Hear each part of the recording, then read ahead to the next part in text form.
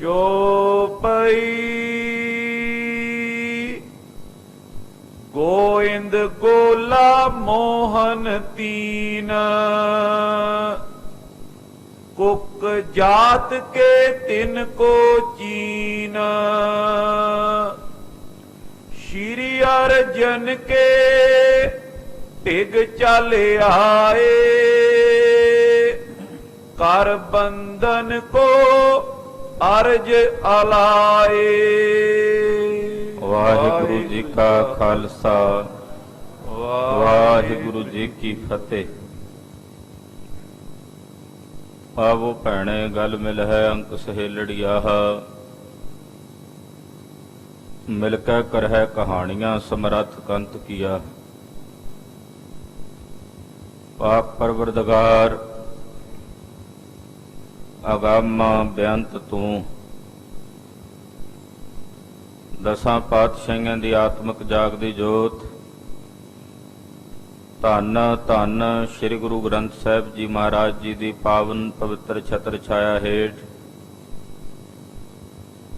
ਨੌਵੇਂ ਪਾਤਸ਼ਾਹ ਵੈਰਾਗ ਤਿਆਗ ਤੇ ਅਨੁਰਾਗ ਦੀ ਮਹਾਨ ਮੂਰਤ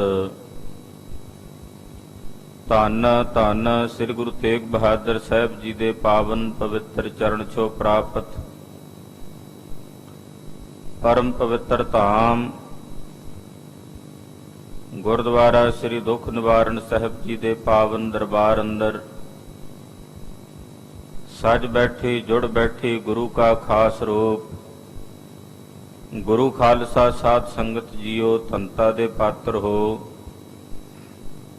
ਜਿਨ ਕੇ ਭਾਗ ਬੜੇ ਹੈ ਭਾਈ ਤਿਨ ਸਾਧੂ ਸੰਗ ਮੁਖ ਜੁਰੇ। ਵੱਡਿਆਂ ਭਾਗਾਂ ਵਾਲੇ ਹੋ ਨਿਤਾ ਪ੍ਰਤੀ ਗੁਰੂ ਚਰਨਾਂ ਚ ਹਾਜ਼ਰੀਆਂ ਭਰ ਕੇ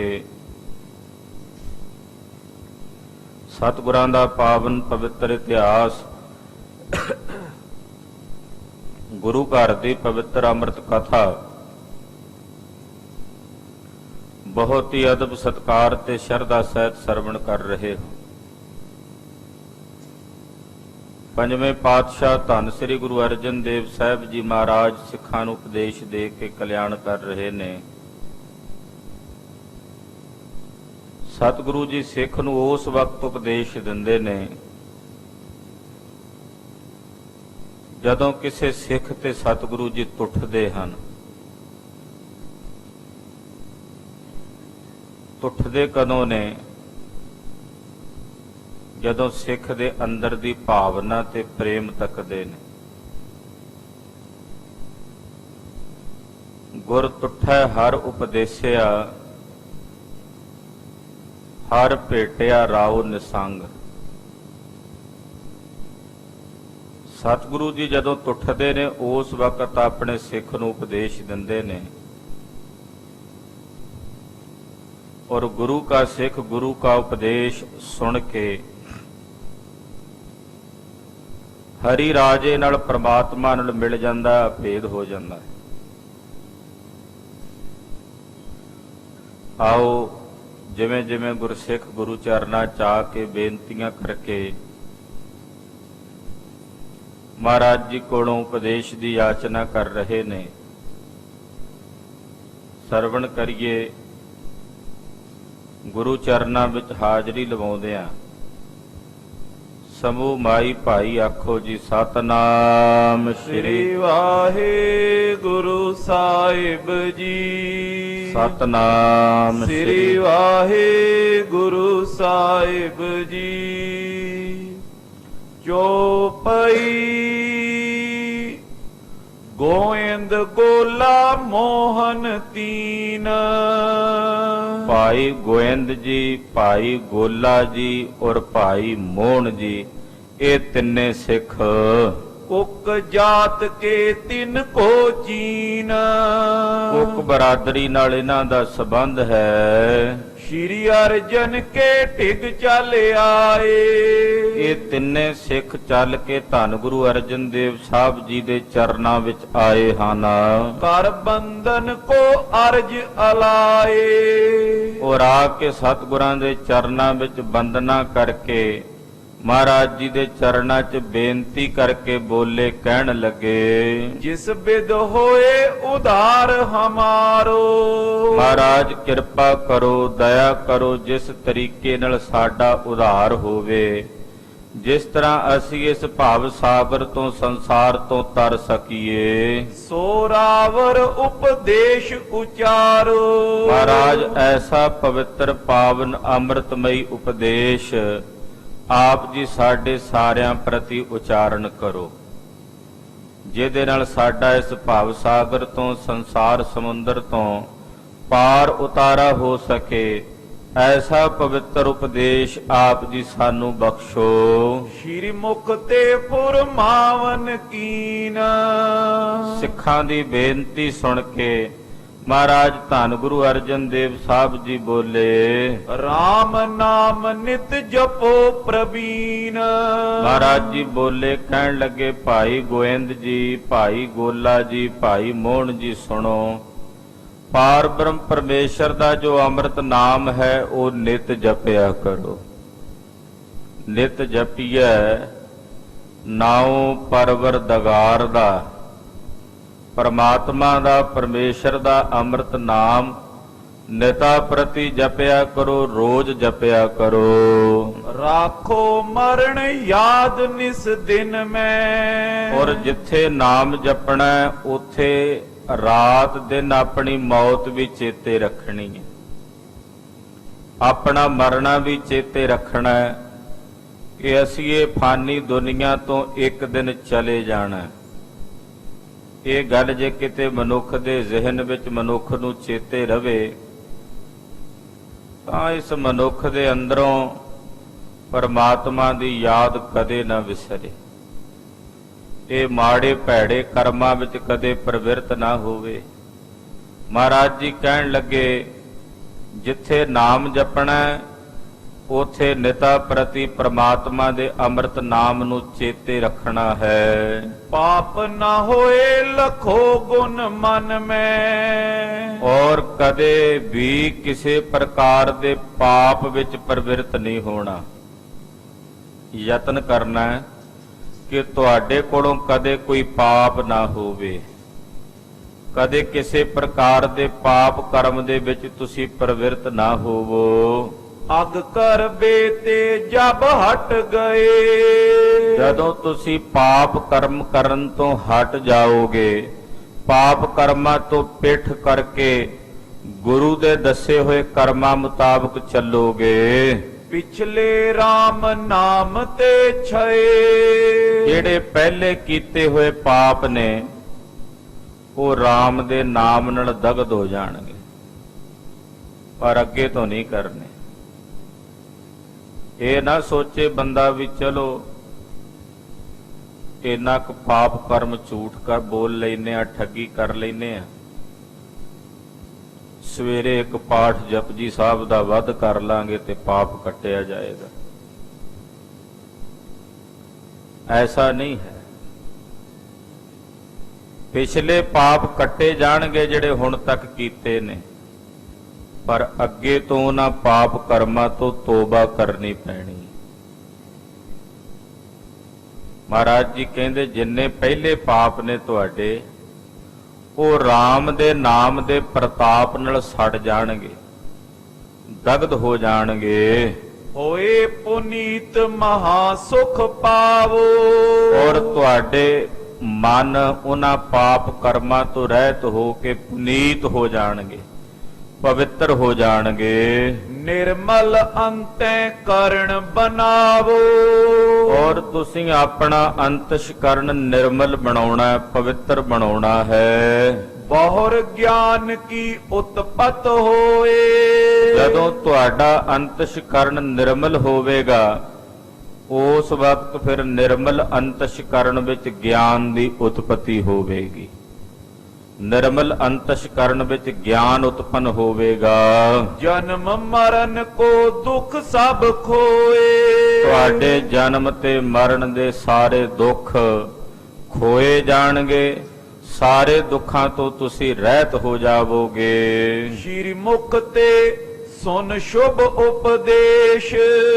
ਸਤਿਗੁਰੂ ਸੱਚੇ ਪਾਤਸ਼ਾਹ ਦੇ ਮੁਖਾਰ ਬਿੰਦ ਚੋਂ ਇਹ ਪਵਿੱਤਰ ਪਾਵਨ ਅੰਮ੍ਰਿਤਮਈ ਉਪਦੇਸ਼ ਗੁਰੂ ਕੇ ਸਿੱਖਾਂ ਨੇ ਸੁਣਿਆ ਹੈ। ਲਾਗੇ ਸਿਮਰਨ ਕਰਨ ਹਮੇਸ਼।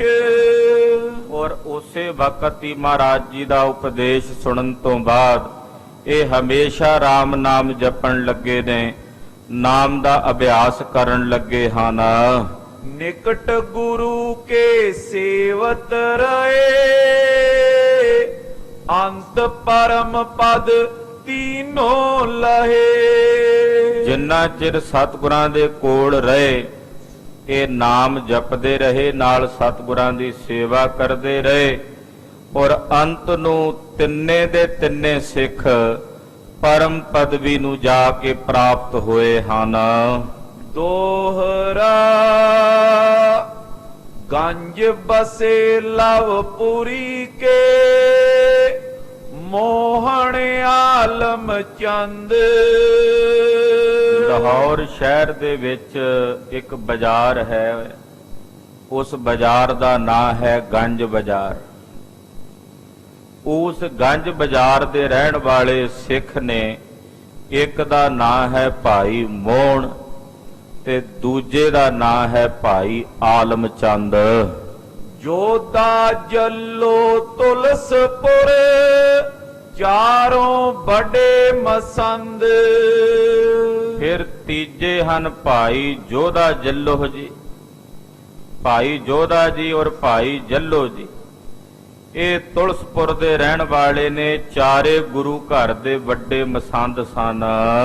ਚੌਪਈ ਸ਼੍ਰੀ ਅਰਜਨ ਕੀ ਸੇਵਾ ਕਰਹੀ। ਇਹ ਚਾਰੇ ਸਤਿਗੁਰੂ ਸੱਚੇ ਪਾਤਸ਼ਾਹ ਧੰਨ ਗੁਰੂ ਅਰਜਨ ਦੇਵ ਸਾਹਿਬ ਜੀ ਦੀ ਸੇਵਾ ਕਰਦੇ ਸਨ। ਆਨੇ ਤਨ ਸਿੱਖਨ ਮੈਂ ਫਿਰਹੀ। ਗੁਰਸਿੱਖਾਂ ਵਿੱਚ ਫਿਰ ਕੇ ਜਿੱਥੇ ਜਿੱਥੇ ਵੀ ਗੁਰਸਿੱਖ ਰਹਿੰਦੇ ਨੇ, ਉਹਨਾਂ ਗੁਰਸਿੱਖਾਂ ਵਿੱਚ ਵਿਚਰ ਕੇ ਗੁਰਸਿੱਖਾਂ ਕੋਲੋਂ ਦਸਵੰਧ ਦੀ ਜਿਹੜੀ ਮਾਇਆ ਹੈ, ਉਹ 10ਵੇਂ ਹਿੱਸੇ ਦੀ ਦਸਵੰਧ ਦੀ ਮਾਇਆ ਗੁਰਸਿੱਖਾਂ ਕੋਲੋਂ ਉਗਰਾ ਕੇ ਲੈ ਕੇ ਆਉਂਦੇ ਹਨ। ਗੁਰ ਬਿਰਾਟ ਕਾ ਖਾਏ ਨਾ ਆਪ। ਇੰਨੇ ਸੁਚੱਜੇ ਤੇ ਸੁਚੇਤ ਨੇ ਇਹ ਚਾਰੇ ਮਸੰਦ ਕਿ ਸਤਿਗੁਰੂ ਜੀ ਦੇ ਦਸਵੰਧ ਦੀ ਇਕੱਠੀ ਕੀਤੀ ਹੋਈ ਮਾਇਆ ਚੋਂ ਇੱਕ ਕੌਡੀ ਵੀ ਆਪਣੇ ਵਾਸਤੇ ਨਹੀਂ ਖਰਚਦੇ। ਇਹ ਜਾਣ ਕੇ ਕਿ ਇਹ ਦਸਵੰਧ ਦੀ ਮਾਇਆ ਗੁਰੂ ਦੀ ਹੈ, ਇਹਦੇ ਤੇ ਸਾਡਾ ਹੱਕ ਨਹੀਂ, ਕਿਉਂਕਿ ਹਾਲੇ ਉਦੋਂ ਮਸੰਦ ਭ੍ਰਸ਼ਟ ਨਹੀਂ ਸੀ ਹੋਏ। 9ਵੇਂ ਪਾਤਸ਼ਾਹ ਦੇ ਸਮੇਂ ਜਾ ਕੇ ਮਸੰਦ ਭ੍ਰਸ਼ਟ ਹੁੰਦੇ ਹੁੰਦੇ 10ਵੇਂ ਪਾਤਸ਼ਾਹ ਤੱਕ ਬਹੁਤ ਜ਼ਿਆਦਾ ਭ੍ਰਸ਼ਟ ਗਏ, ਪਰ 5ਵੇਂ ਪਾਤਸ਼ਾਹ ਦੇ ਸਮੇਂ ਤੱਕ ਮਸੰਦ ਤਕਰੀਬਨ ਕੁੱਲ ਮਿਲਾ ਕੇ ਠੀਕ ਰਹੇ ਨੇ। ਇਹ ਚਾਰੇ ਸਿੱਖ ਗੁਰੂ ਘਰ ਦੇ ਮਸੰਦ ਸਨ। ਦਸਵੰਧ ਦੀ ਮਾਇਆ ਸਿੱਖਾਂ ਕੋਲੋਂ ਉਗਰਾ ਕੇ ਲਿਆਉਂਦੇ ਨੇ, ਪਰ ਉਸ ਮਾਇਆ ਚੋਂ ਇੱਕ ਕੌਡੀ ਭਰ ਵੀ ਆਪਣੇ ਵਾਸਤੇ ਨਹੀਂ ਖਰਚਦੇ, ਇਹ ਜਾਣ ਕੇ ਕਿ ਇਹ ਧਾਨ ਗੁਰੂ ਦਾ ਹੈ, ਇਹਦੇ ਤੇ ਸਾਡਾ ਹੱਕ ਨਹੀਂ ਹੈ। ਇਹ ਗੁਰੂ ਕਾ ਧਾਨ ਹੈ, ਗੁਰੂ ਕਾ ਪੈਸਾ ਹੈ, ਇਹਦੇ ਤੇ ਸਾਡਾ ਕੋਈ ਹੱਕ ਨਹੀਂ। ਜਾਣੇ ਇਹ ਵਿਸਾਲ ਹੈ ਪਾਪ। ਪੂਰੇ ਜਾਣਦੇ ਨੇ ਕਿ ਗੁਰੂ ਕੇ ਧਾਨ ਵਿੱਚੋਂ ਚੋਰੀ ਕਰਕੇ ਖਾਣਾ ਇਹ ਸਭ ਤੋਂ ਵੱਡਾ ਪਾਪ ਹੈ। ਗੁਰੂ ਦੇ ਧਾਨ ਵਿੱਚੋਂ ਚੋਰੀ ਕਰਕੇ ਖਾਣਾ, ਜੋ ਸੰਗਤ ਨੇ ਧਾਨ ਗੁਰੂ ਚਰਨਾਂ 'ਚ ਭੇਟ ਕੀਤਾ ਹੈ, ਉਹਦੇ ਵਿੱਚੋਂ ਚੋਰੀ ਕਰਕੇ ਆਪਣਾ ਪੇਟ ਭਰਨਾ, ਇਹ ਬੜਾ ਵੱਡਾ ਗੁਨਾਹ ਹੈ, ਇਹ ਬੜਾ ਵੱਡਾ ਪਾਪ ਹੈ। ਮਿਲੇ ਆਹਾਰ ਵਿਖੇ ਜਿਮ ਮਾਖੀ। ਇਹ ਸਿੱਖਾਂ ਦੀ ਇਹ ਬਿਰਤੀ ਹੈ ਇਹਨਾਂ ਮਸੰਦਾਂ ਦੀ ਕਿ ਗੁਰੂ ਕੇ ਜਿਵੇਂ ਭੋਜਨ ਦੇ ਵਿੱਚ ਕੋਈ ਮੱਖੀ ਮਿਲ ਜਾਏ ਨਾ, ਪ੍ਰਸ਼ਾਦਾ ਛਕਣਾ ਹੋਵੇ ਤੇ ਸਾਹਮਣੇ ਸਬਜ਼ੀ ਭਾਜੀ ਵਿੱਚ ਅਚਾਨਕ ਮੱਖੀ ਮਰ ਜਾਏ, ਮੱਖੀ ਡਿੱਗ ਜਾਏ।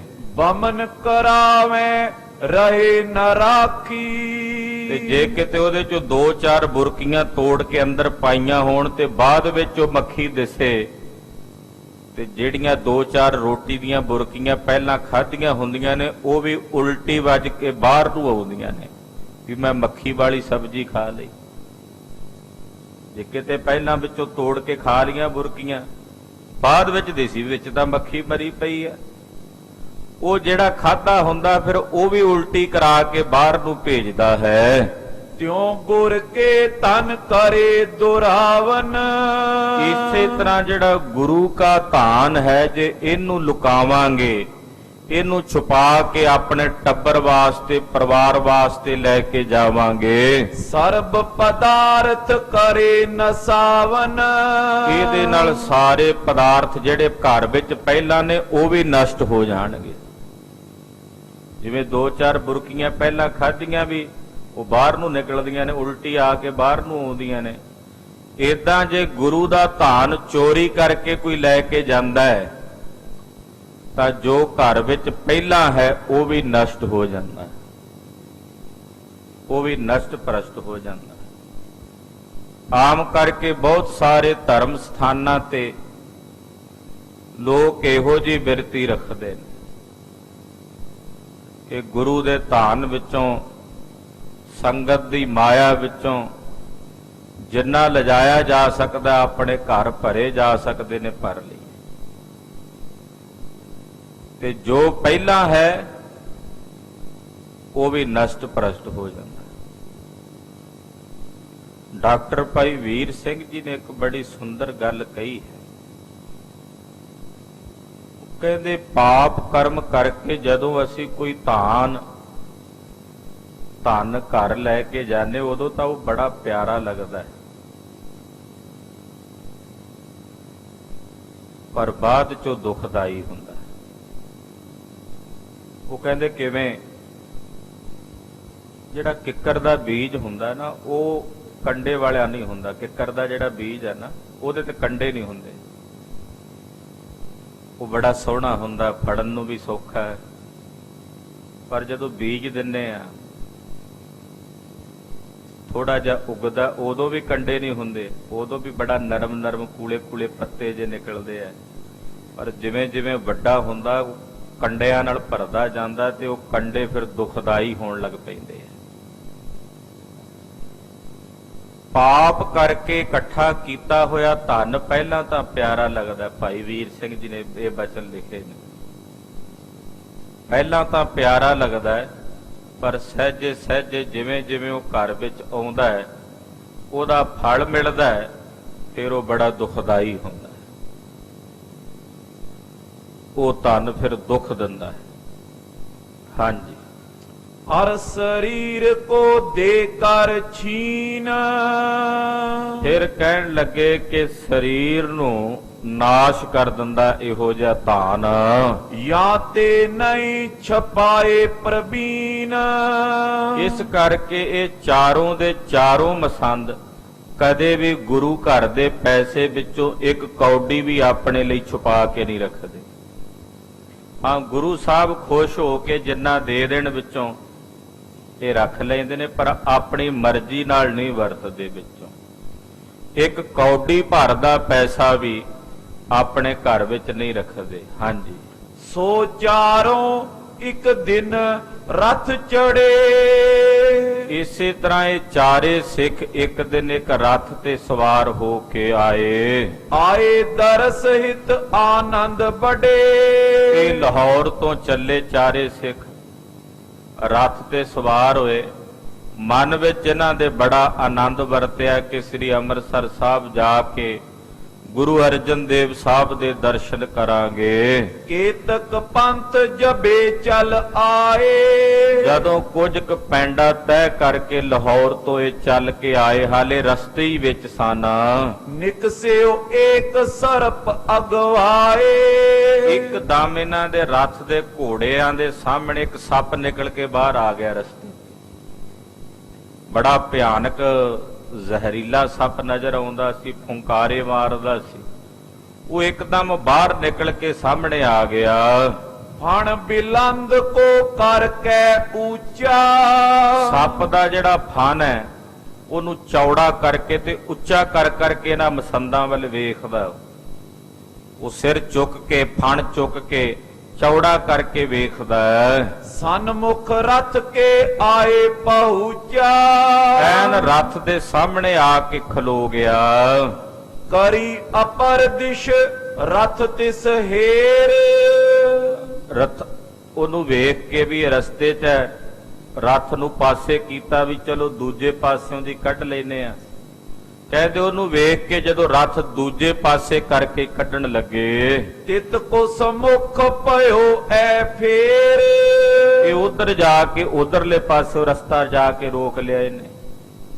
ਉਸ ਪਾਸੇ ਜਾ ਕੇ ਖਲੋ ਕੇ ਇਹਨੇ ਰਸਤਾ ਰੋਕ ਲਿਆ। ਮੋਹਣ ਦੇਖ ਉਤਰ ਤਬ ਪਰਿਓ, ਉੱਥੋਂ ਹਟਾ ਕੇ ਇੱਧਰ ਨੂੰ ਕਰਨ ਲੱਗੇ, ਇੱਧਰ ਫੇਰ ਅੱਗੇ ਆ ਕੇ ਖਲੋ ਗਿਆ। ਨਹੀਂ ਤਾਂ ਅਕਸਰ ਸੁਭਾਵਕ ਹੈ ਕਿ ਸੱਪ ਤਾਂ ਉਦਾਂ ਹੀ ਡਰ ਕੇ ਰਸਤਾ ਛੱਡ ਕੇ ਲੰਘ ਜਾਂਦਾ, ਪਰ ਇਹ ਜਾਣ ਬੁੱਝ ਕੇ ਰੋਕ ਰਿਹਾ ਸੀ ਰਸਤਾ। ਭਾਈ ਮੋਹਣ ਜੀ ਉਹਨਾਂ ਨੇ ਵੇਖਿਆ ਕੋਈ ਨਾ ਕੋਈ ਗੱਲ ਜ਼ਰੂਰ ਹੈ। ਇਹ ਜਿਹੜਾ ਸਰਪ ਹੈ ਬਾਰ-ਬਾਰ ਰਸਤਾ ਰੋਕ ਰੋਕ ਕੇ ਕਦੇ ਇੱਧਰ ਜਾਂਦਾ, ਕਦੇ ਇੱਧਰ ਕਰਦੇ ਤੇ ਇੱਧਰ ਆ ਜਾਂਦਾ, ਕੋਈ ਨਾ ਕੋਈ ਖੇਡ ਜ਼ਰੂਰ ਹੈ। ਭਾਈ ਮੋਹਣ ਜੀ ਰੱਥ ਤੋਂ ਥੱਲੇ ਉਤਰ ਕੇ ਆਏ। ਇੱਕ ਕੱਟ ਲੈ ਐ ਆਗੇ ਧਰਿਓ, ਭਾਈ ਮੋਹਣ ਕੋਲ ਇੱਕ ਘੜਾ ਸੀ ਮਿੱਟੀ ਦਾ। ਇਹਨਾਂ ਨੇ ਉਹ ਘੜਾ ਜਾ ਕੇ ਜਿੱਥੇ ਉਹ ਸੱਪ ਲੇਟਿਆ ਹੋਇਆ ਸੀ ਉਹਦੇ ਅੱਗੇ ਜਾ ਕੇ ਰੱਖ ਦਿੱਤਾ। ਕਹਿਓ ਦਰਸ ਗੁਰ ਕੋ ਜੇ ਚਾਹੇ, ਕਹਿੰਦੇ ਭਾਈ ਅਸੀਂ ਤਾਂ ਗੁਰੂ ਦੇ ਦਰਸ਼ਨਾਂ ਨੂੰ ਚੱਲੇ ਆਂ, ਤੂੰ ਸਾਡਾ ਰਾਹ ਰੋਕਦਾ, ਲੱਗਦਾ ਤੂੰ ਵੀ ਗੁਰੂ ਦੇ ਦਰਸ਼ਨ ਕਰਨੇ ਚਾਹੁੰਦਾ। ਤੇ ਜੇ ਤੂੰ ਗੁਰੂ ਸਾਹਿਬ ਦੇ ਦਰਸ਼ਨ ਕਰਨਾ ਚਾਹੁੰਦਾ ਤੇ ਫਿਰ ਇਸ ਘੜੇ ਦੇ ਵਿੱਚ ਪ੍ਰਵੇਸ਼ ਕਰ ਜਾ, ਤੈਨੂੰ ਵੀ ਨਾਲ ਲੈ ਚੱਲਦੇ ਆਂ, ਬਾਰ-ਬਾਰ ਰਾਹ ਰੋਕ ਰਿਆਂ। ਜੇ ਤੂੰ ਸਤਿਗੁਰਾਂ ਦੇ ਦਰਸ਼ਨ ਕਰਨੇ ਚਾਹੁੰਦਾ ਹੈ ਤੋ ਪ੍ਰਵੇਸ਼ ਕਰ ਇਸ ਘਟ ਮਾਏ, ਤਾਂ ਫਿਰ ਇਸ ਘੜੇ ਦੇ ਵਿੱਚ ਤੂੰ ਪ੍ਰਵੇਸ਼ ਕਰ ਜਾ। ਪਨੰਗ ਭਰਿਓ ਬੀਚ ਤਤਕਾਲ, ਇਹ ਸੁਣਦਿਆਂ ਸਾਰ ਉਹ ਸੱਪ ਉਸ ਘੜੇ ਦੇ ਵਿੱਚ ਪ੍ਰਵੇਸ਼ ਕਰ ਗਿਆ, ਉਸ ਘੜੇ ਦੇ ਵਿੱਚ ਵੜ ਗਿਆ। ਮੁਖ ਅਛਾਦ ਕਟੋਰੇ ਨਾਲ, ਭਾਈ ਮੋਹਣ ਨੇ ਉੱਪਰੋਂ ਘੜੇ ਦਾ ਮੂੰਹ ਜਿਹੜਾ ਸੀ ਉਹ ਇੱਕ ਢੱਕਣ ਦੇ ਨਾਲ ਬੰਦ ਕਰ ਦਿੱਤਾ। ਰਥ ਮੈਂ ਧਰ ਕਰ ਆਏ ਸੁਦਾਸਰ, ਉਹ ਘੜਾ ਚੁੱਕ ਕੇ ਰੱਥ ਵਿੱਚ ਰੱਖ ਲਿਆ ਔਰ ਰੱਥ ਤੇ ਚੜ ਕੇ ਇਹ ਚੱਲ ਕੇ ਸ੍ਰੀ ਅੰਮ੍ਰਿਤਸਰ ਸਾਹਿਬ ਸੁਦਾਸਰ, ਸੁਦਾ ਅੰਮ੍ਰਿਤ ਨੂੰ ਕਹਿੰਦੇ ਨੇ, ਅੰਮ੍ਰਿਤਸਰ ਸਾਹਿਬ ਚੱਲ ਕੇ ਆਏ ਹਨ।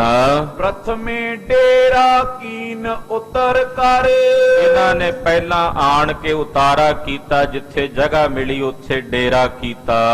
ਪੁਨ ਸ਼੍ਰੀ ਅਰਜਨ ਕੇ ਟਿਗ ਆਏ, ਫਿਰ ਇਹ ਚੱਲ ਕੇ ਧੰਨ ਸ੍ਰੀ ਗੁਰੂ ਅਰਜਨ ਦੇਵ ਸਾਹਿਬ ਜੀ ਕੋਲ ਆਏ ਹਨ। ਹਾਥ ਬੰਦ ਕਰ ਮਾਥ ਨਿਵਾਏ, ਭਾਈ ਮੋਹਣ, ਭਾਈ ਆਲਮ ਚੰਦ, ਭਾਈ ਜੋਧਾ ਤੇ ਭਾਈ ਜੱਲਾ ਜੀ ਇਹਨਾਂ ਨੇ ਆਣ ਕੇ ਮਹਾਰਾਜ ਜੀ ਦੇ ਚਰਨਾਂ ਵਿੱਚ ਮੱਥਾ ਟੇਕਿਆ। ਕਹਿਓ ਗੁਰੂ ਤੁਮ ਕੇਤਕ ਆਹੋ, ਮਹਾਰਾਜ ਜੀ ਨੇ ਪੁੱਛਿਆ ਭਾਈ ਕਿੰਨੇ ਜਣੇ ਆਏ ਜੇ?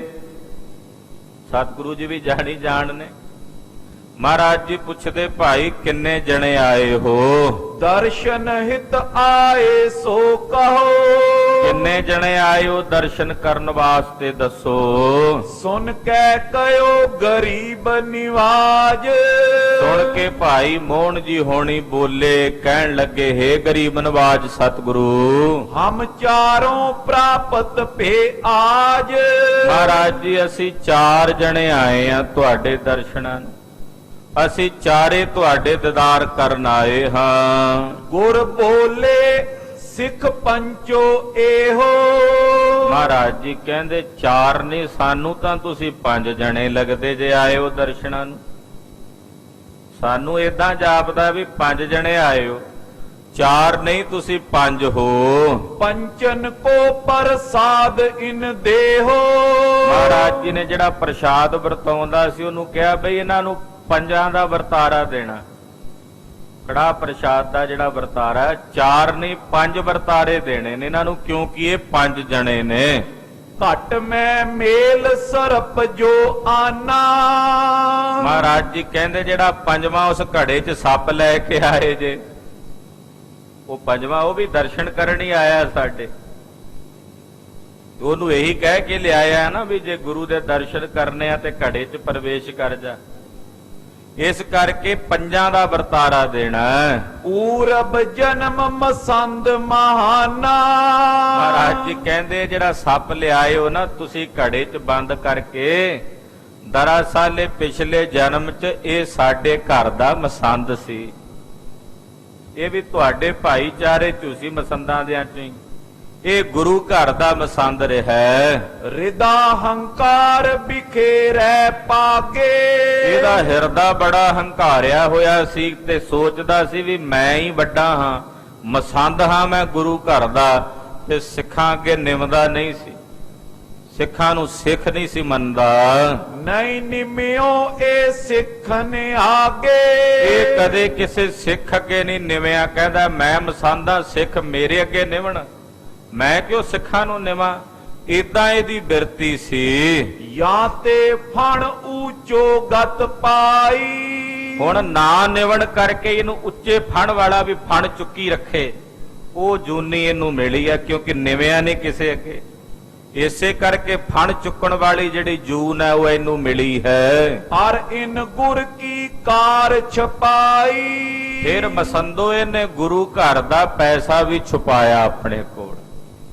ਗੁਰੂ ਘਰ ਦਾ ਜਿਹੜਾ ਪੈਸਾ ਸੀ ਉਹ ਇਹਨੇ ਆਪਣੇ ਕੋਲ ਛੁਪਾ ਕੇ ਰੱਖਿਆ।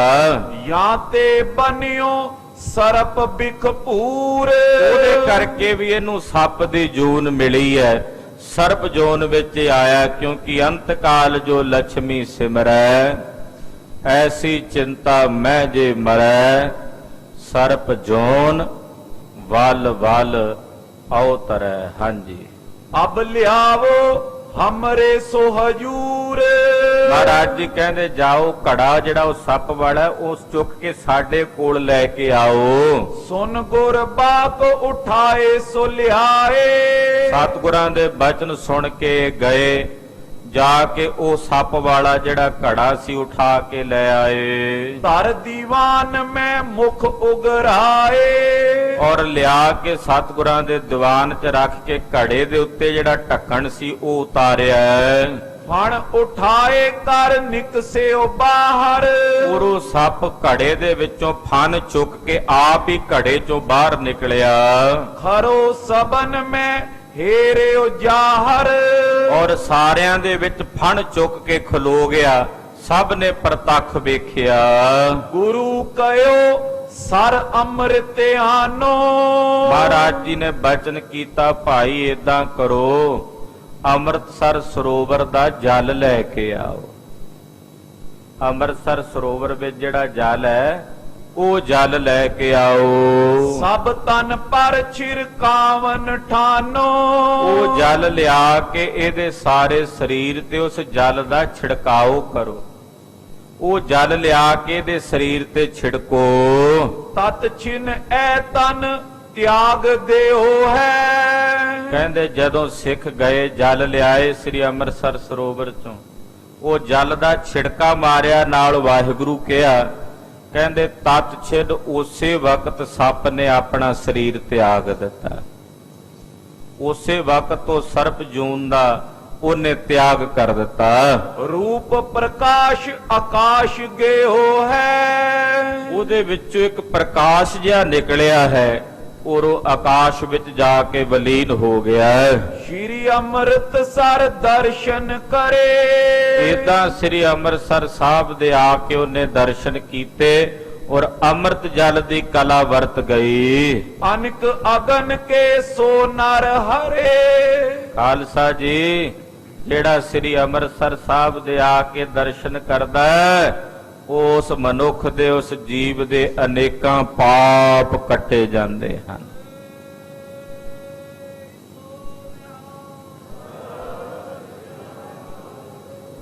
ਇਹ ਸ੍ਰੀ ਅੰਮ੍ਰਿਤਸਰ ਸਾਹਿਬ ਦੀ ਭਾਰੀ ਮਹਿਮਾ ਹੈ। ਪੰਜਵੇਂ ਪਾਤਸ਼ਾਹ ਕਹਿ ਰਹੇ ਨੇ ਕਿ ਜਿਹੜਾ ਸ੍ਰੀ ਅੰਮ੍ਰਿਤਸਰ ਸਾਹਿਬ ਦੇ ਆ ਕੇ ਦਰਸ਼ਨ ਕਰਦਾ ਹੈ, ਇਸ਼ਨਾਨ ਕਰਦਾ ਹੈ, ਉਹਦੇ ਅਨੇਕਾਂ ਪਾਪ ਕੱਟੇ ਜਾਂਦੇ ਨੇ। ਰਾਮਦਾਸ ਸਰੋਵਰ ਨਾਤੇ ਸਭ ਉਤਰੇ ਪਾਪ ਕਮਾਤੇ। ਇਹ ਐਸਾ ਪਵਿੱਤਰ ਅੰਮ੍ਰਿਤ ਤਾਲ ਹੈ। ਜੇ ਸ਼ਰਧਾ ਸੰਗ ਕਰੇ ਇਸ਼ਨਾਨ, ਜਿਹੜੇ ਸ਼ਰਧਾ ਨਾਲ ਭਾਵਨਾ ਦੇ ਨਾਲ ਸ੍ਰੀ ਅੰਮ੍ਰਿਤਸਰ ਸਰੋਵਰ 'ਚ ਇਸ਼ਨਾਨ ਕਰਦੇ ਹਨ, ਤਿਨ ਕੋ ਕਿਉ ਨਾ ਹੋਏ ਕਲਿਆਣ। ਦੱਸੋ ਖਾਂ ਭਲਾ ਉਹਨਾਂ ਦੀ ਕਲਿਆਣ ਕਿਉਂ ਨਾ ਹੋਵੇ। ਜਿਹੜੇ ਭਾਵਨਾ ਨਾਲ ਪਿਆਰ ਨਾਲ ਇਸ਼ਨਾਨ ਕਰਦੇ ਅੰਮ੍ਰਿਤਸਰ ਸਰੋਵਰ ਵਿੱਚ, ਦੱਸੋ ਖਾਂ ਭਲਾ ਉਹਨਾਂ ਦੀ ਕਲਿਆਣ ਕਿਉਂ ਨਾ ਹੋਵੇ। ਉਹਨਾਂ ਤੇ ਇਸ ਪਾਵਨ ਅੰਮ੍ਰਿਤ ਸਰੋਵਰ ਦੀ ਮਹਿਮਾ ਕਲਾ ਕਿਉਂ ਨਾ ਵਰਤੇ। ਢੇਸੀ ਜੋਧ ਵਿਪਰ ਸੰਗ ਜਾਤੀ। ਇਸੇ ਤਰ੍ਹਾਂ ਮਹਾਰਾਜ ਜੀ ਦੇ ਚਰਨਾਂ ਵਿੱਚ ਹੋਰ ਸਿੱਖ ਆਏ ਨੇ। ਇੱਕ ਦਾ ਨਾਂ ਹੈ ਭਾਈ ਢੇਸੀ, ਦੂਜੇ ਦਾ ਨਾਂ ਹੈ ਭਾਈ ਜੋਧ। ਇਹ ਜਾਤੀ ਕਰਕੇ ਬ੍ਰਾਹਮਣ ਨੇ, ਵਿਪਰ। ਤੁਸੀਂ ਸੋਚਦੇ ਹੋਵੋਗੇ ਕਿ ਸਿੱਖਾਂ ਦੀ ਬਰਾਦਰੀ ਇੱਥੇ ਨਾਲ ਕਿਉਂ ਲਿਖੀ ਹੋਈ ਹੈ।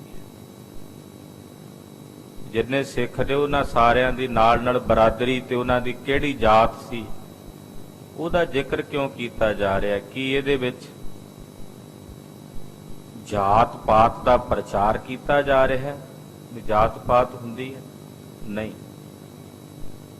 ਉਹਨਾਂ ਦੀਆਂ ਜਾਤਾਂ, ਉਹਨਾਂ ਦੀਆਂ ਬਰਾਦਰੀਆਂ ਇਸ ਕਰਕੇ ਨਾਲ ਲਿਖੀਆਂ ਜਾ ਰਹੀਆਂ ਕਿ ਮੇਰੇ ਸਤਿਗੁਰਾਂ ਦੇ ਚਰਨਾਂ ਵਿੱਚ ਸਾਰੀਆਂ ਬਰਾਦਰੀਆਂ ਦੇ ਪ੍ਰਾਣੀ ਚੱਲ ਕੇ ਆਉਂਦੇ ਤੇ ਸਭ ਨੂੰ ਮਹਾਰਾਜ ਜੀ ਇੱਕੋ ਜਿਹਾ ਸਾਂਝਾ ਉਪਦੇਸ਼ ਦਿੰਦੇ। ਭਾਵੇਂ ਕੋਈ ਖੱਤਰੀ ਆਉਂਦਾ ਸੀ, ਪਿੱਛੇ ਬਚਨ ਆਇਆ ਵੀ ਨਾਈ ਆਏ, ਛੀਂਬੇ ਆਏ, ਉਹਨਾਂ ਨੂੰ ਵੀ ਉਹੀ ਉਪਦੇਸ਼। ਬ੍ਰਾਹਮਣ ਆਏ, ਉਹਨਾਂ ਨੂੰ ਵੀ ਉਹੀ ਉਪਦੇਸ਼। ਤੋ ਇਹ ਜਿਹੜੇ ਸਿੱਖ ਸਨ ਭਾਈ ਢੇਸੀ ਤੇ ਭਾਈ ਜੋਧ, ਇਹ ਜਾਤੀ ਕਰਕੇ ਬ੍ਰਾਹਮਣ ਸਨ। ਗੁਰ ਕੀ ਸ਼ਰਨ ਜਾਨ ਸੁਖ ਦਾਤੀ। ਸਤਿਗੁਰਾਂ ਦੀ ਸ਼ਰਨ ਸੁਖ ਦਾਤੀ ਜਾਣ ਕੇ ਕਿ ਸਤਿਗੁਰਾਂ ਦੀ ਸ਼ਰਨ ਸੁਖ ਦੇਣ ਵਾਲੀ ਹੈ। ਆਏ ਚਲ ਸ਼੍ਰੀ ਅਰਜਨ ਪਾਸ। ਇਹ ਗੁਰੂ ਅਰਜਨ ਦੇਵ ਸਾਹਿਬ ਜੀ ਮਹਾਰਾਜ ਜੀ ਦੇ ਕੋਲ ਚੱਲ ਕੇ ਆਏ। ਨਮੋ ਕੀਨ ਠਾਨੀ ਅਰਦਾਸ। ਨਮਸਕਾਰ ਕੀਤੀ ਮਹਾਰਾਜ ਜੀ ਦੇ ਚਰਨਾਂ ਵਿੱਚ ਔਰ ਮਹਾਰਾਜ ਜੀ ਨੂੰ ਅਰਦਾਸ ਕਰਕੇ ਬੋਲੇ। ਵਿਪਰ ਜੇ ਪੰਡਿਤ ਦੀਰਘ ਅਹੈ। ਕਹਿਣ ਲੱਗੇ ਮਹਾਰਾਜ ਅਸੀਂ ਵੀ ਬ੍ਰਾਹਮਣ ਹਾਂ, ਪਰ ਅਸੀਂ ਚਲੋ ਬ੍ਰਾਹਮਣਵਾਦ ਜਾਂ ਬ੍ਰਾਹਮਣ ਜਾਤੀ ਦਾ ਕੋਈ ਆਪਣੇ ਮਨ 'ਚ ਮਾਣ ਬਮਾਣ ਨਹੀਂ ਕਰਦੇ, ਪਰ ਜਿਹੜਾ ਸਾਡਾ ਭਾਈਚਾਰਾ ਬ੍ਰਾਹਮਣਾਂ ਦਾ, ਪੰਡਤਾਂ ਦਾ, ਜਿਹੜੇ ਸਾਡੇ ਤੋਂ ਹੋਰ ਵੱਡੇ ਪੰਡਤ ਨੇ, ਬ੍ਰਾਹਮਣ ਨੇ, ਹਮਕੋ ਲੇਤ ਨ ਪੰਗਤ ਮਾਏ। ਮਹਾਰਾਜ ਉਹ ਸਾਨੂੰ ਆਪਣੇ ਵਿੱਚ ਨਹੀਂ ਬੈਠਣ ਦਿੰਦੇ। ਜਿਹੜੇ ਸਾਡੇ ਤੋਂ ਹੋਰ ਵੱਡੇ ਬ੍ਰਾਹਮਣ ਨੇ ਉਹ ਸਾਨੂੰ ਆਪਣੀ ਪੰਗਤ 'ਚ ਨਹੀਂ ਬੈਠਣ ਦਿੰਦੇ, ਸਾਨੂੰ ਆਪਣੇ 'ਚ ਬਹਿਣ ਨਹੀਂ ਦਿੰਦੇ ਰਲ ਕੇ। ਬੈਠ ਸਬਨ ਮੈਂ ਹਮੋ ਸੁਨਾਇਓ। ਜੇ ਅਸੀਂ ਉਹਨਾਂ ਵਿੱਚ ਜਾ ਕੇ ਬੈਠਦੇ ਹਾਂ ਤੇ ਉਹ ਸਾਨੂੰ ਸਾਰਿਆਂ ਦੇ ਵਿੱਚ ਬੈਠਿਆਂ ਇਸ ਤਰ੍ਹਾਂ ਕਹਿੰਦੇ ਹਨ, ਜਗਤ ਗੁਰੂ ਤੁਮ ਦਿਜ ਤਨ ਪਾਇਓ। ਕਹਿਣ ਲੱਗੇ ਕਿ ਤੁਸੀਂ ਸਾਰੇ, ਤੁਸੀਂ ਬ੍ਰਾਹਮਣ ਹੋ, ਬ੍ਰਾਹਮਣ ਜਾਤੀ ਦੇ ਵਿੱਚ ਤੁਸੀਂ ਸਰੀਰ ਧਾਰਨ ਕੀਤਾ। ਖੱਤਰੀ ਕੇ ਸਿੱਖ ਹੋਏ ਜਾਏ। ਬ੍ਰਾਹਮਣ ਸਾਰੇ ਸੰਸਾਰ ਦਾ ਗੁਰੂ ਹੁੰਦਾ ਤੇ ਤੁਸੀਂ ਬ੍ਰਾਹਮਣ ਹੋ ਕੇ ਇੱਕ ਖੱਤਰੀ ਨੂੰ ਆਪਣਾ ਗੁਰੂ ਬਣਾਇਆ ਹੋਇਆ। ਗੁਰੂ ਅਰਜਨ ਦੇਵ ਸਾਹਿਬ ਨੂੰ ਉਹ ਖੱਤਰੀ ਨੇ, ਤੁਸੀਂ ਬ੍ਰਾਹਮਣ ਹੋ। ਬ੍ਰਾਹਮਣ ਤਾਂ ਉਦਾਂ ਹੀ ਸਾਰੇ ਜਗਤ ਦਾ ਗੁਰੂ ਹੁੰਦਾ ਤੇ ਤੁਸੀਂ ਸਾਰੇ ਜਗਤ ਦੇ ਗੁਰੂ ਹੋਣ ਦੇ ਬਾਵਜੂਦ ਇੱਕ ਛਤਰੀ ਨੂੰ, ਗੁਰੂ ਅਰਜਨ ਦੇਵ ਸਾਹਿਬ ਨੂੰ ਆਪਣਾ ਗੁਰੂ ਬਣਾਇਆ ਹੋਇਆ। ਗੰਗਾ ਅਪਰ ਜੇ ਕਾਂਸ਼ੀ ਥਾਏ। ਆ ਜਿਹੜੀ ਗੰਗਾ ਹੈ ਜਿੱਥੋਂ ਵਗਦੀ ਹੈ, ਜਾਂ ਕਾਂਸ਼ੀ ਤੇ ਬਨਾਰਸ ਵਰਗੀਆਂ ਪਵਿੱਤਰ ਧਰਤੀਆਂ ਹਨ। ਵਿਸ਼ਨ ਸੋ ਮਹਾਦੇਵਪੁਰ ਇਹੀ। ਇਹ ਨਗਰੀਆਂ ਭਗਵਾਨ ਵਿਸ਼ਨੂੰ ਦੀਆਂ, ਸ਼ਿਵ ਜੀ ਦੀਆਂ ਪਵਿੱਤਰ ਨਗਰੀਆਂ ਹਨ। ਸੋ ਤਿਆਗੇ ਤੁਮ ਸੇਵੋ ਨਹੀਂ। ਤੁਸੀਂ ਨਾ ਬਨਾਰਸ ਜਾ ਕੇ ਗੰਗਾ 'ਚ ਇਸ਼ਨਾਨ ਕਰਦੇ ਹੋ, ਨਾ ਤੁਸੀਂ ਹਰਿਦੁਆਰ ਜਾ ਕੇ ਗੰਗਾ 'ਚ ਨਹਾਉਂਦੇ ਜੇ, ਨਾ ਤੁਸੀਂ ਇਲਾਹਾਬਾਦ ਤ੍ਰਿਵੇਣੀ ਤੇ ਜਾ ਕੇ ਇਸ਼ਨਾਨ ਕਰਦੇ ਹੋ। ਇਹ ਤਿਆਗ ਕੇ ਸਾਰਾ ਕੁਝ ਤੁਸੀਂ ਤੀਰਥ ਕ੍ਰਿਤਮ ਅੰਮ੍ਰਿਤ ਸਰ ਹੈ। ਜਿਹੜਾ ਤੀਰਥ ਗੁਰੂ ਅਰਜਨ ਦੇਵ ਸਾਹਿਬ ਨੇ ਆਪ ਬਣਾਇਆ ਹੈ, ਅੰਮ੍ਰਿਤਸਰ, ਤੁਸੀਂ ਉੱਥੇ ਜਾ ਕੇ ਇਸ਼ਨਾਨ ਕਰਦੇ ਹੋ, ਨਹਾਉਂਦੇ ਹੋ। ਇਹ ਤੀਰਥ ਦੇਵਤਿਆਂ ਦੇ ਬਣਾਏ ਹੋਏ ਨੇ ਪੁਰਾਣੇ, ਇੱਥੇ ਨਹੀਂ ਤੁਸੀਂ ਨਹਾਉਂਦੇ।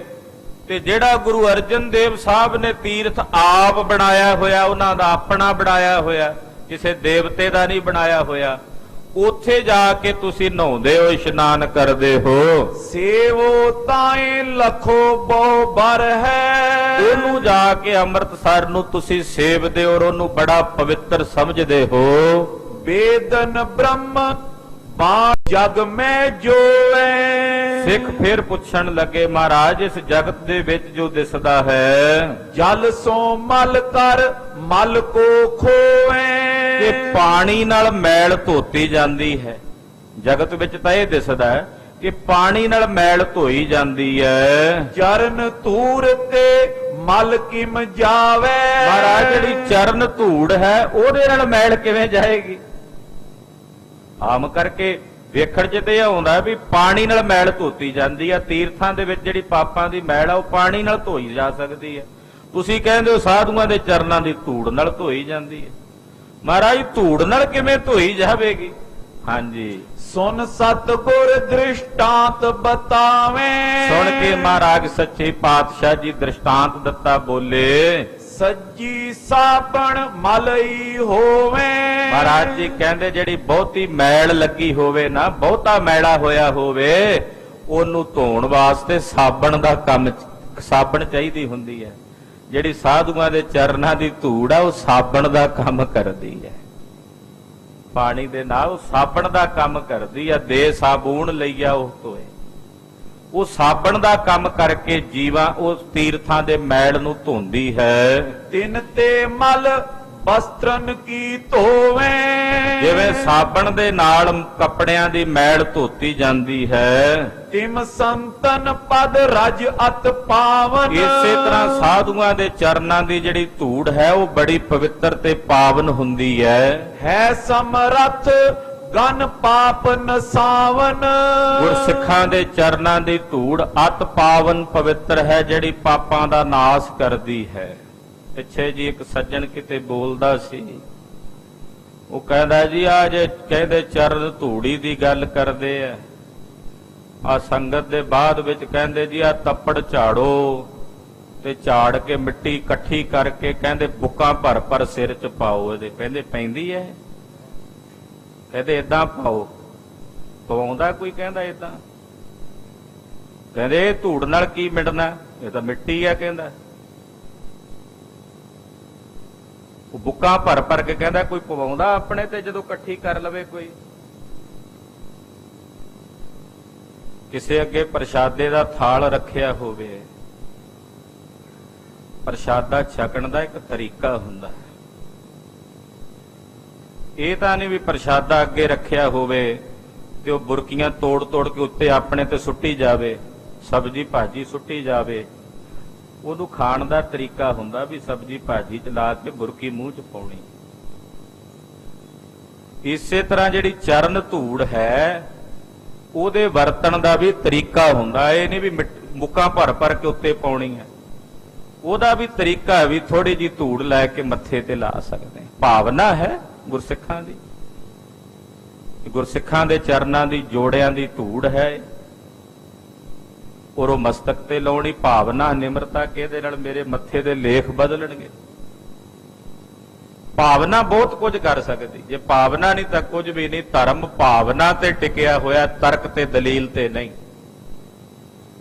ਇਸ ਕਰਕੇ ਇਹੋ ਜਿਹੇ ਪ੍ਰਚਾਰਕਾਂ ਨੂੰ ਗੁਰੇਜ਼ ਕਰਨਾ ਚਾਹੀਦਾ, ਇਹੋ ਜਿਹੀਆਂ ਸ਼ਰਧਾ ਭਾਵਨਾ ਵਾਲੀਆਂ ਲੋਕਾਂ ਦੇ ਹਿਰਦੇ ਚੋਂ ਭਾਵਨਾਵਾਂ ਨੂੰ ਤੋੜਨ ਦੀਆਂ ਗੱਲਾਂ ਕਰਨ ਤੋਂ। ਖੈਰ, ਮਹਾਰਾਜ ਜੀ ਕਹਿੰਦੇ ਸਾਧੂਆਂ ਦੇ ਚਰਨਾਂ ਦੀ ਧੂੜ ਜਿਹੜੀ ਆ ਉਹ ਸਾਬਣ ਦਾ ਕੰਮ ਕਰਦੀ ਹੈ। ਜਿਵੇਂ ਸਾਬਣ ਕੱਪੜੇ ਨੂੰ ਧੋਂਦੀ ਆ, ਏਦਾਂ ਉਹਨਾਂ ਦੇ ਮਹਾਂਪੁਰਸ਼ਾਂ ਗੁਰਸਿੱਖਾਂ ਦੇ ਚਰਨਾਂ ਦੀ ਧੂੜ ਪਾਪ ਕਰਮਾਂ ਦੀ ਮੈਲ ਨੂੰ ਧੋਂਦੀ ਹੈ। ਤਿਮ ਗੁਰ ਸ਼ਬਦ ਸ਼ਰਵਨ ਧੁਨ ਪਰੇ। ਫਿਰ ਗੁਰੂ ਕਾ ਸ਼ਬਦ ਕੰਨਾਂ ਵਿੱਚ ਪੈਂਦਾ ਕੀਰਤਨ ਦਾ, ਪ੍ਰੇਮਾ ਭਗਤ ਉਪਾਵਨ ਕਰੇ।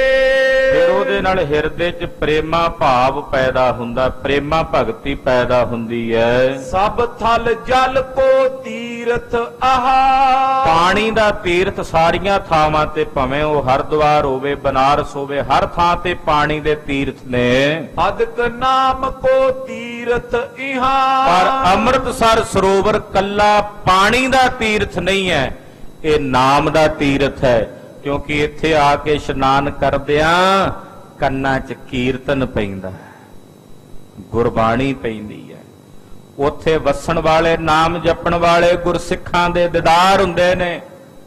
ਰੱਬੀ ਰੰਗਾਂ ਦੇ ਵਿੱਚ ਰੰਗੀਆਂ ਹੋਈਆਂ ਰੂਹਾਂ ਉੱਥੇ ਹਜ਼ਾਰਾਂ ਦੀ ਗਿਣਤੀ 'ਚ ਵਰਤਦੀਆਂ, ਉਹਨਾਂ ਦੇ ਦਰਸ਼ਨ ਹੁੰਦੇ ਨੇ। ਮਹਾਰਾਜ ਜੀ ਕਹਿੰਦੇ ਇਸ ਕਰਕੇ ਅੰਮ੍ਰਿਤਸਰ ਤੀਰਥ ਦੁਨੀਆ ਦੇ ਸਾਰੇ ਤੀਰਥਾਂ 'ਚੋਂ ਸ਼੍ਰੋਮਣੀ ਤੀਰਥ ਹੈ, ਇਹ ਸਭ ਤੋਂ ਉੱਤਮ ਹੈ। ਵਿੱਚ ਜਹਾਜ ਸਮ ਸ਼੍ਰੀ ਹਰਿ ਮੰਦਰ। ਜਿਸਮੋ ਨਾਮ ਮੋਹਾਣਾ ਸੁੰਦਰ।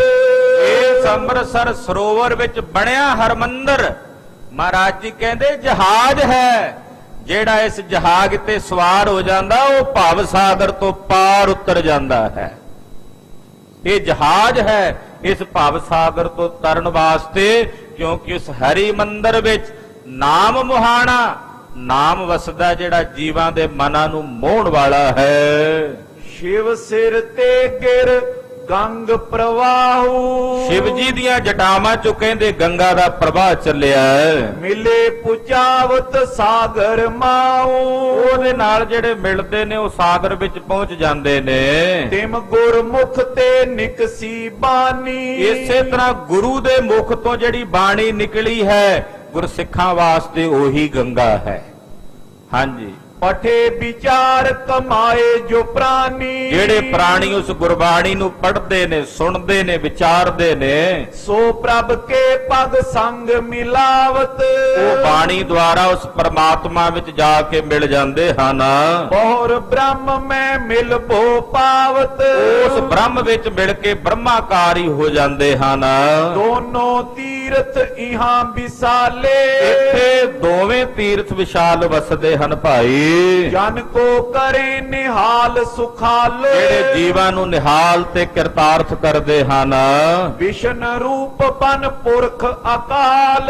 ਕਹਿੰਦੇ ਅਕਾਲ ਪੁਰਖ ਵਾਹਿਗੁਰੂ ਪਰਮੇਸ਼ਰ ਜੀ ਨੇ ਕਰੇ ਸਵਾਸ ਤੇ ਵੇਦ ਵਿਸਾਲ। ਕਹਿੰਦੇ ਆਪਣੇ ਸਵਾਸਾਂ ਤੋਂ ਵੇਦ ਉਚਾਰਨ ਕੀਤੇ, ਐਸਾ ਮੰਨਿਆ ਜਾਂਦਾ ਹੈ। ਦੁਆਦਸ਼ ਮਹਾ ਵਾਕ ਕੋ ਪਾਏ। ਔਰ 12 ਵਾਕ ਉਹਨਾਂ ਨੇ ਉਚਾਰਨ ਕੀਤੇ ਹਨ।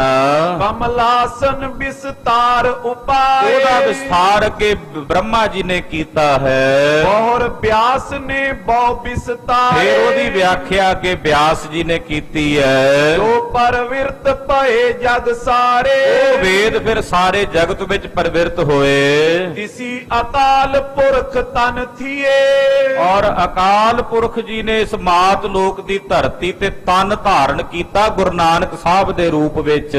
ਸੰਤ ਰੂਪ ਸ਼੍ਰੀ ਨਾਨਕ ਪਏ। ਔਰ ਸੰਤ ਰੂਪ ਹੋ ਕੇ ਗੁਰੂ ਨਾਨਕ ਸਾਹਿਬ ਜੀ ਉਜਾਗਰ ਹੋਏ। ਕਲ ਕੇ ਜੀਵ ਉਧਾਰਨ ਕਾਰਨ। ਹਜ਼ਾਰਾਂ ਕਲਯੁਗੀ ਜੀਵਾਂ ਦਾ ਉਧਾਰ ਕਰਨ ਵਾਸਤੇ ਕਰੇ ਵੇਦ ਤੇ ਸ਼ਬਦ ਉਚਾਰਨ। ਮਹਾਰਾਜ ਜੀ ਨੇ ਵੇਦਾਂ ਤੋਂ ਵੀ ਉੱਤਮ ਸ੍ਰੇਸ਼ਟ ਬਾਣੀ, ਅੰਮ੍ਰਿਤ ਬਾਣੀ, ਧੁਰ ਕੀ ਬਾਣੀ ਆਪਣੀ ਰਸਨਾ ਤੋਂ ਉਚਾਰਨ ਕੀਤੀ। ਉਸ ਬਾਣੀ ਨੂੰ ਪੜਨ ਵਾਲੇ ਸਿੱਖਾਂ ਨੂੰ ਵੇਦ ਪੜਨ ਦੀ ਜ਼ਰੂਰਤ ਨਹੀਂ ਪੈਂਦੀ। ਜਿਹੜਾ ਗਿਆਨ ਵੇਦਾਂ 'ਚ ਇੰਨਾ ਕਠਿਨ ਤਰੀਕੇ ਨਾਲ ਮਿਲਦਾ ਹੈ, ਗੁਰਬਾਣੀ 'ਚ ਸਹਿਜੇ ਤੇ ਸੁਖਮ ਤਰੀਕੇ ਨਾਲ ਹੀ ਪ੍ਰਾਪਤ ਹੋ ਜਾਂਦਾ ਹੈ। ਸਮਝੇ ਨਰ ਮਤ ਮੰਦ ਸੁਖਾਰੇ। ਗੁਰਬਾਣੀ ਨੂੰ ਮਾੜੀ ਤੋਂ ਮਾੜੀ ਮਤ ਵਾਲਾ ਬੰਦਾ ਵੀ ਸਮਝ ਜਾਂਦਾ। ਵੇਦ ਹਰ ਕੋਈ ਨਹੀਂ ਪੜ ਸਕਦਾ, ਪਰ ਗੁਰਬਾਣੀ ਨੂੰ ਕੋਈ ਵੀ ਪੜ ਸਕਦਾ, ਗਾ ਸਕਦਾ ਹੈ। ਕਰ ਉਪਦੇਸ਼ ਕਰੋੜੋਂ ਤਾਰੇ। ਔਰ ਗੁਰਬਾਣੀ ਦੇ ਉਪਦੇਸ਼ ਦੁਆਰਾ ਮਹਾਰਾਜ ਜੀ ਨੇ ਇੱਕ ਨਹੀਂ ਕਰੋੜਾਂ ਨੂੰ ਤਾਰਿਆ ਹੈ। ਸੰਜਮ ਸੋ ਆਹਾਰ ਨਿਤ ਕਰਬੇ। ਮਹਾਰਾਜ ਜੀ ਕਹਿੰਦੇ ਭਾਈ ਹੁਣ ਤੁਸੀਂ ਤੀਜੀ ਗੱਲ ਕਹੀ ਸੀ ਜੀ ਅਸੀਂ ਵਰਤ ਰੱਖਦੇ ਨਹੀਂ, ਉਹ ਕਹਿੰਦੇ ਤੁਸੀਂ ਵਰਤ ਨਹੀਂ ਰੱਖਦੇ ਇਕਾਦਸ਼ੀ ਦਾ ਜਾਂ ਹੋਰ। ਮਹਾਰਾਜ ਜੀ ਕਹਿੰਦੇ ਭਾਈ ਉਹ ਵੀ ਸਿੱਖਾਂ ਨੂੰ ਮਹਾਰਾਜ ਜੀ ਨੇ ਦਿੱਤਾ ਹੈ। ਸਿੱਖ ਕਿਸ ਤਰ੍ਹਾਂ ਦਾ ਵਰਤ ਰੱਖਦੇ ਨੇ, ਔਰ ਸਿੱਖਾਂ ਦੇ ਵਿੱਚ ਵੀ ਬ੍ਰਾਹਮਣ ਨੇ, ਪਰ ਸਿੱਖ ਕਿਸ ਨੂੰ ਬ੍ਰਾਹਮਣ ਮੰਨਦੇ ਨੇ ਉਹ ਵੀ ਮਹਾਰਾਜ ਜੀ ਦੱਸ ਰਹੇ ਨੇ। ਉਹ ਕਥਾ ਆਪ ਜੀ ਅਗਲੇ ਪ੍ਰਸੰਗਾਂ 'ਚ ਸਰਵਣ ਕਰੋਗੇ। ਮਹਾਰਾਜ ਜੀ ਦਾ ਪਾਵਨ ਜਸ ਕਥਨ ਕਰਦਿਆਂ ਹੋਈਆਂ ਭੁੱਲਾਂ ਚੁੱਕਾਂ ਦੀ ਖਿਮਾ ਕਰਨੀ।